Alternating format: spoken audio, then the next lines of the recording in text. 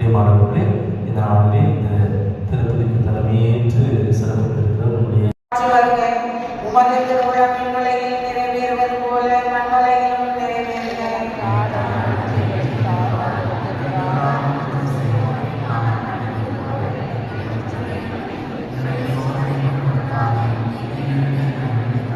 அருள் நிறைந்த மரியே வாழ்க, ஆண்டவர் உடனே பெண்களுள் ஆட்சி பெற்றவர் நீரே. உடைய திருவயிற்றின் கனியாகிய இயேசுவும் ஆட்சி பெற்றவரே. அன்போடு தெரிவித்துக் கொள்கிறேன்.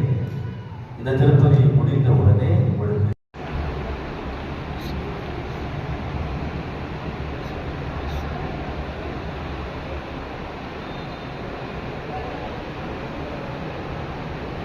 ஆசீர்வாதத்தை நீர் கொடுத்திருக்கிறீரே.